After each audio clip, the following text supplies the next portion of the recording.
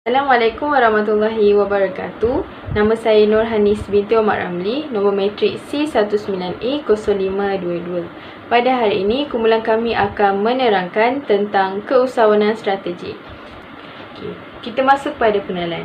Keusahawanan strategi adalah proses yang dilakukan dengan usaha tegas untuk mengenal pasti peluang dengan potensi tertinggi bagi menghasilkan penciptaan nilai melalui komponen keusahawanan dan kemudian mengeksploitasi melalui tindakan strategi yang diukur berdasarkan sumber-sumber yang diperolehi. Menurut Kamu Dewan edisi keempat, keusahawanan ialah segala yang berkaitan dengan keusahawanan atau kegiatan dan kemahiran usahawan.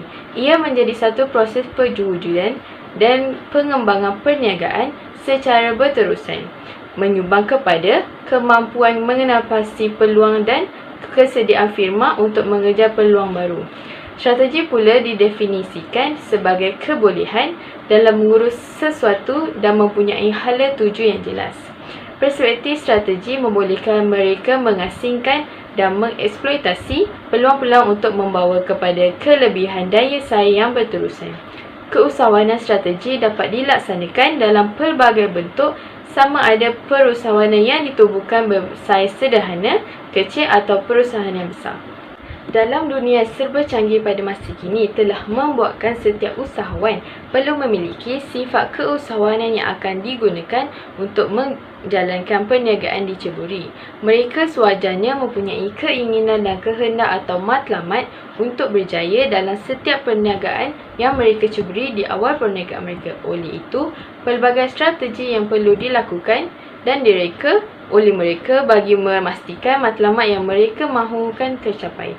Pelbagai aspek yang perlu dititik beratkan dalam memastikan strategi yang dilaksanakan menepati matlamat yang akan dicapai. Antara syarikat yang telah berjaya mencipta nama di Malaysia ialah syarikat JK Trading. Kejayaan diperolehi oleh syarikat ini telah menunjukkan bahawa mereka mempunyai keistimewaan dan strategi keusahawanan yang kukuh kerana telah memiliki lebih daripada 10 buah cawangan di seluruh Malaysia. Assalamualaikum warahmatullahi wabarakatuh. Nama diberi Nurhani binti Rosli, berpegang kad matrik C19A0608. Saya akan menerangkan sebuah sedikit tentang latar belakang syarikat JK. Syarikat JK ini telah diasaskan oleh Muhammad JK bin Ahmad iaitu pada tahun 1983 di Muar Johor. Syarikat JK Trading ini telah menjalankan perniagaan tekstil secara pukal kepada peniaga-peniaga kecil. Perniagaan ini telah berasaskan tikar getah, karpet dan juga langsir.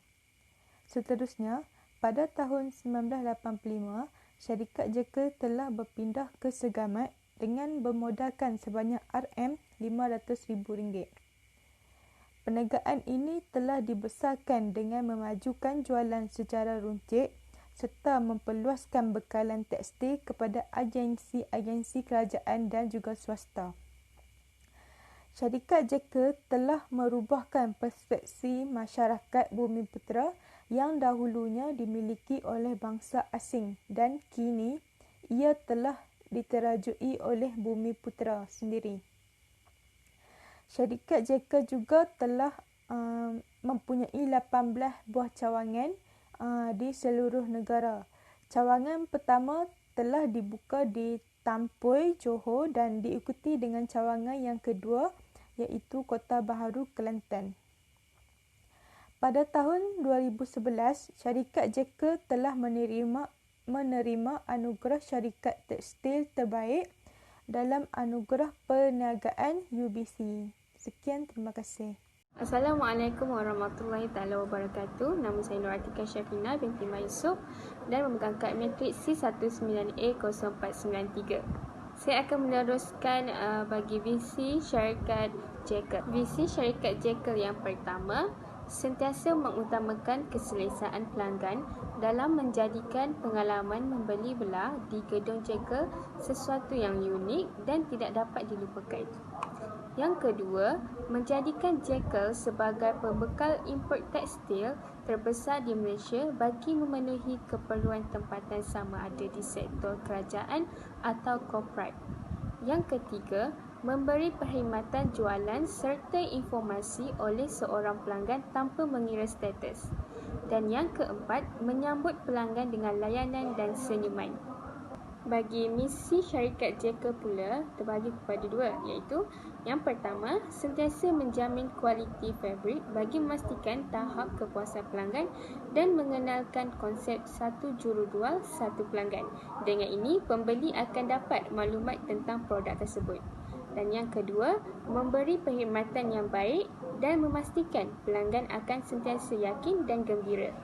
Objektif bagi syarikat Jekyll adalah memenuhi keperluan rakyat Malaysia dari segi pakaian dan fashion yang berpatutan, dan seterusnya meningkatkan kadar ekonomi negara. Assalamualaikum warahmatullahi wabarakatuh. Saya Nur Husna akan bercakap tentang peluang keusahawanan.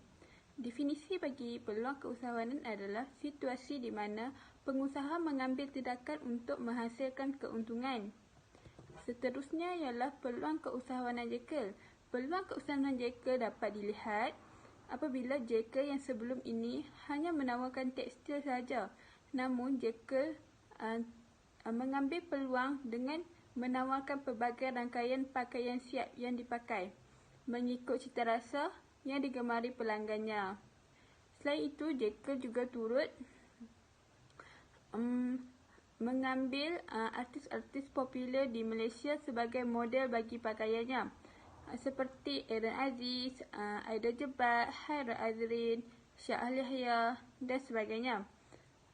Pakaian yang direka akan dijenamakan dengan artis tersebut. Contohnya seperti baju kurta. Baju kurta akan dikhaskan dengan nama Hairul Azrin X Jekyll. Setiap artis akan mempunyai ciri-ciri baju yang ditetapkan. Seterusnya, Jekyll juga turut mengeluarkan koleksi pakaian kanak-kanak di bawah koleksi Upin dan Ipin. Dengan ini dapat dilihat Jekyll mengambil peluang keusahawanan dengan menawarkan pakaian lengkap untuk satu keluarga. Hal ini dapat memudahkan untuk satu keluarga mencari pakaian hanya di Jekyll dan dapatkan di Jekyll sahaja. Selain itu, Jekyll juga bijak untuk mengambil peluang dengan koleksi Upin dan Ipin, kerana Upin dan Ipin merupakan kartun kegemaran bagi kanak-kanak. Seterusnya, Jekyll turut mewujudkan perniagaan atas talian bagi memudahkan orang ramai mendapatkan produk pakaian Jekyll di hujung jari.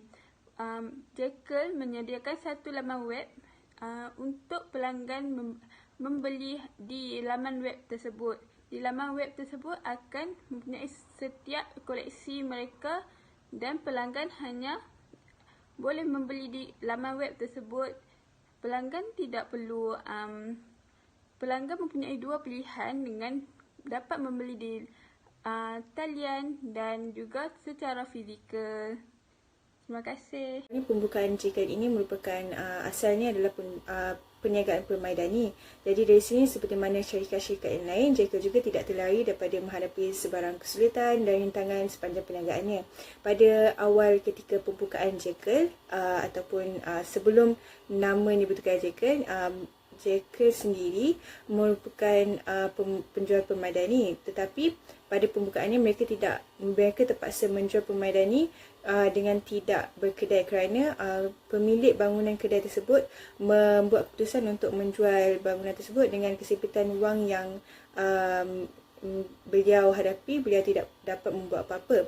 Seterusnya, ketika beliau sudah membuka Jekyll, mempunyai kedai sendiri, orang ramai mentertawakan beliau kerana beliau gagal untuk membayar sewa kedai tersebut selama 6 bulan. Seterusnya, beliau mengambil langkah untuk berpindah ke Muar pada tahun 1983 kerana beliau berpendapat bahawa beliau boleh memulakan situasi persekitaran yang baru untuk Jekyll dengan harapan Jekyll lebih maju. Tetapi malangnya bagi beliau, apabila beliau berpindah ke Muar, ianya merupakan bukannya gagal, tetapi ia tidak dapat berkembang maju sebagaimana beliau harapkan kerana Muar merupakan salah satu bandar yang lambat sedikit untuk membangun berbanding dengan bandar-bandar lain yang ada di Johor. Kemudian apabila dengan masalah yang beliau hadapi pada awal-awal peringkat sehingga ke tahun 2019, di mana kita tahu Jekyll sudah pun berjaya dan mempunyai gudang yang tersendiri dan merupakan gudang tekstil yang terbesar di Malaysia. Pada tahun 2019, Jekyll soal siasat oleh SPRM, Suruhanjaya Pencegah Rasuah Malaysia, kerana disyaki terlibat dalam skandal 1MDB, iaitu menyebabkan bekas Perdana Menteri iaitu Datuk Seri Najib, tetapi Jekyll mengambil tindakan untuk mengambil tindakan untuk memukakan bukti dan kesan daripada masalah ini ia merosakkan imej syarikat Jekyll lah.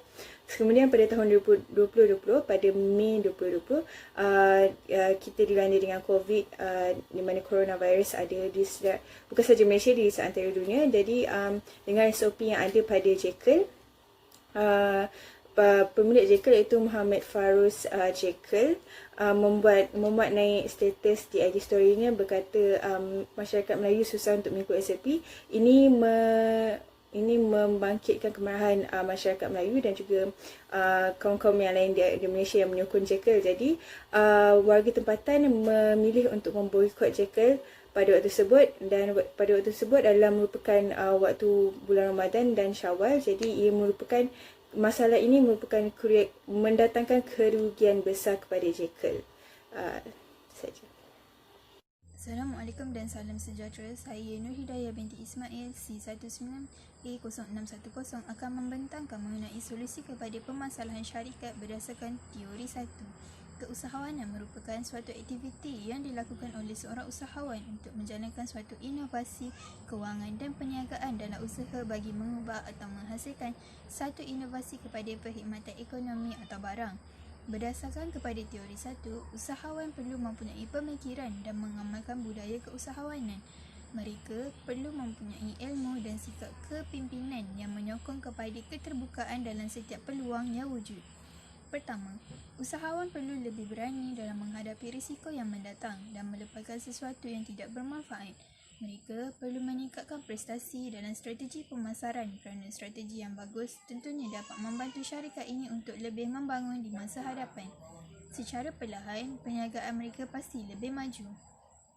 Kedua, perlu mempunyai perancangan yang teliti dan pelan pemasaran yang terbaik. Perancangan yang bagus pasti dapat menghadapi pelbagai risiko. Dengan cara ini, mereka pasti mampu merancang satu tindakan yang lebih efisien untuk menarik pelanggan kepada mereka dalam membaik pulih syarikat mereka. Ketiga, mencari jalan penyelesaian yang terbaik kerana kestabilan syarikat mereka sedang terjejas. Mereka perlu bertindak dengan bijak dan tidak melelu kerana ia akan menjadikan situasi semakin buruk. Mereka boleh merancang perancangan melalui maklum balas yang positif secara berterusan pada masa kini.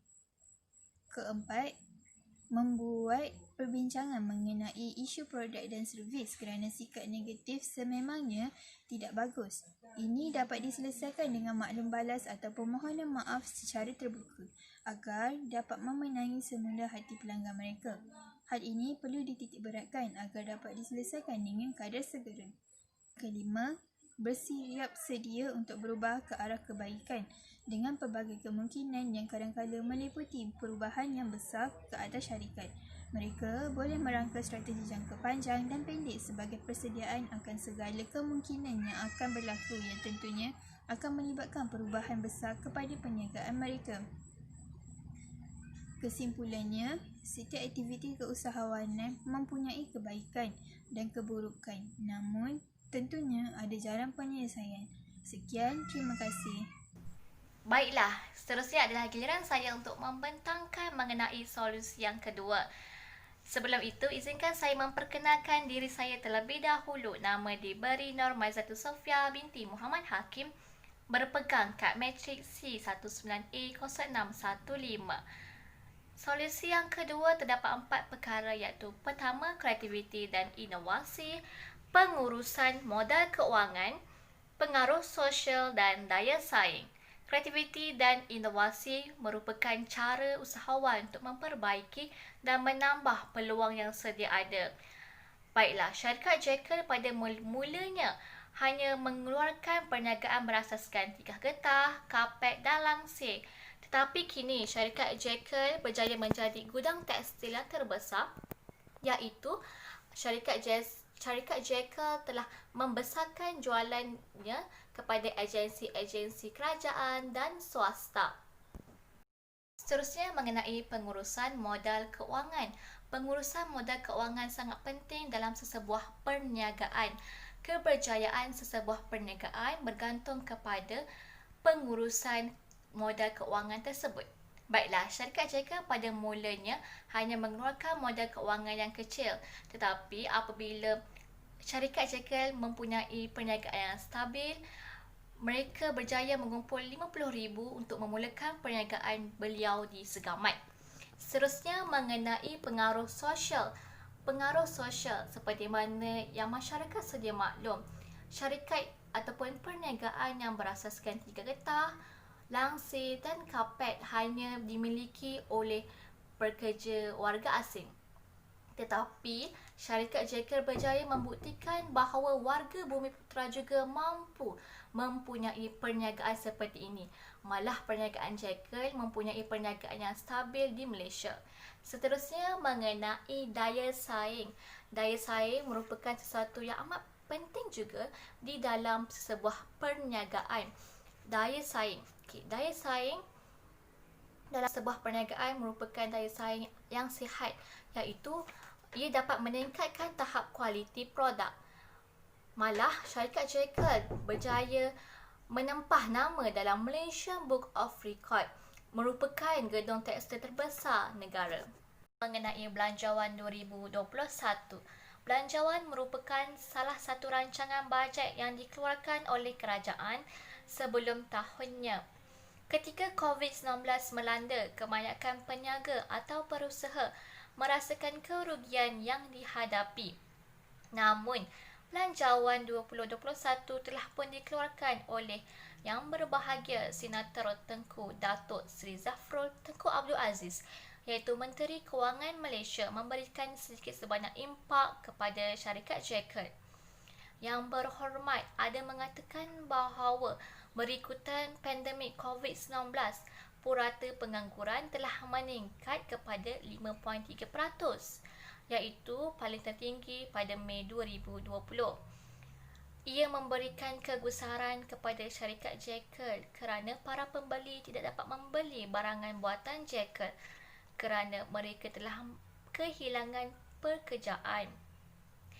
Baiklah, selain itu juga terdapat langkah ataupun tindakan kerajaan yang telah dilakukan, iaitu pemerkasaan Bumiputera dan pembelian barangan buatan tempatan.